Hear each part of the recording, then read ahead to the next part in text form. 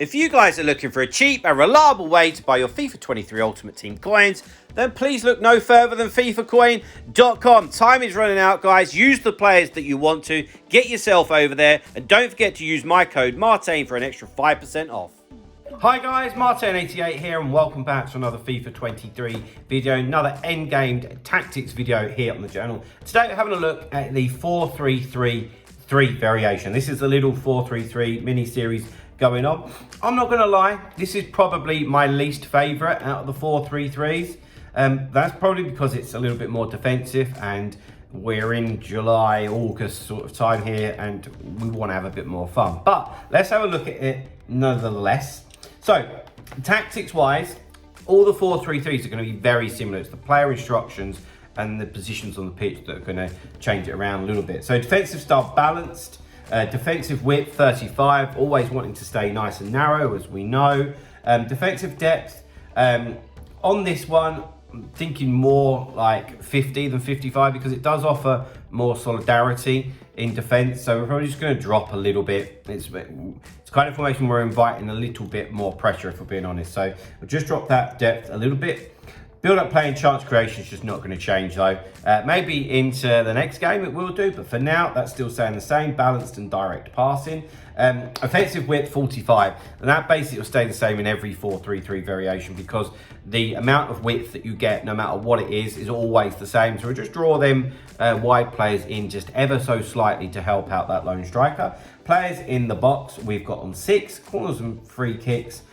Both on 1 each, which is purely just to stop getting countered. Right, into the player instructions where it gets a little bit different. Before we do that, guys, did just want to remind you, as always, that I am still offering online coaching, which a lot of you have been in touch about, which is fantastic, so thank you.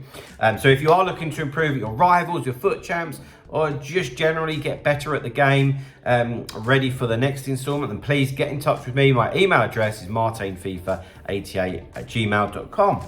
Okay, so 2 centre-backs, surprise, surprise, is going to be stay back while attacking. And so are the 2 full-backs. I say this all the time, but in a formation where you already have width, i.e. you've got wingers, I would rarely switch these to balanced attack or join the attack because you've already got the width, okay? And the reason why you need width is for variation. If you've got no width, then it's very predictable. And that's one of the biggest things in football and in FIFA that we're always trying to achieve, have lots of variation. So we've got the width, we've got that variation, so we don't need to add to it. However, we will still try and get these 2 guys involved in the attacks when we can. When you can get them involved, it really does offer a bit of an overload situation and often they won't be tracked by your opponent. It gives them something else to think about. But of course, their first job is to defend. So you will just, they're invariably your out ball. So if you get the ball to their feet and there's grass in front of you, don't pass it, take the ball up the pitch. That would be my advice. Okay, so this is the big difference of the 4-3-3-3 variation is you've got 2 CDMs and Zola there is actually a centre mid, okay? So you can see here that we've got Zidane and Beckham, all right?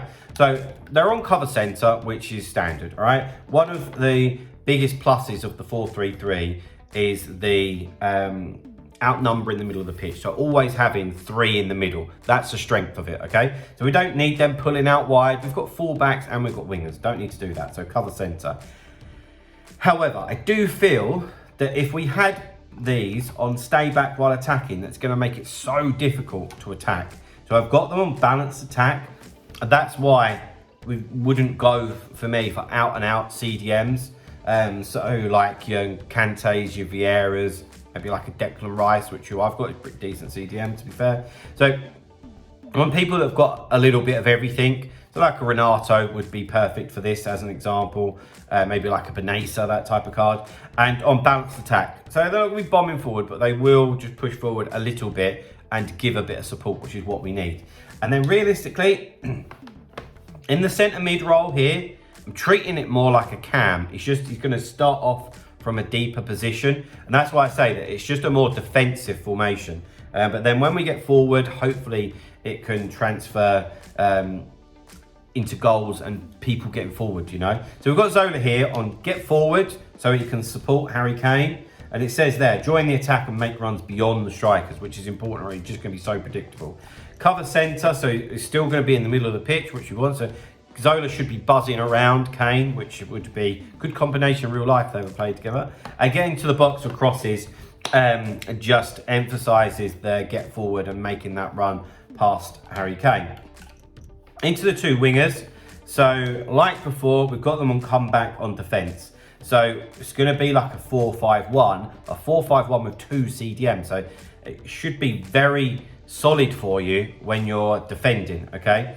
But of course, with having that many players back, you've got to try and get out of there when you win it. And that's why we have the wide players on getting to the box with crosses and getting behind, as well as Zola. So at least they're going to push forward really quickly to try and give you an option. Otherwise, Harry Kane's going to be very, very isolated. And as you can see, it's the same for links on the other side. And then up top, it's always the same in the 4-3-3. Stay central, okay? We don't want him going off anywhere else. He's the lone striker. He's on his own. Just stay where you are. I think if you had like an Mbappe or just a very, very fast striker, maybe you could go get him behind. But I think that's just so obvious. And if you do that, then you've got your striker, your right wing and your left wing all just making runs over the top. And there's just no one short at all. So I'm not sure about that, if I'm being honest. If you wanted to switch up and do the other way round, maybe have the striker on getting behind and the wingers not on getting behind, then maybe try that. But you don't want all three of them on getting behind because the player on the ball will be so isolated. But guys, there we go. There's my 4-3-3-3 variation. I hope you enjoyed the video. If you have, please drop a like, subscribe to the channel if you haven't already. We're so close to 6,000, and I will see you in the next one. See you later, guys. Bye-bye.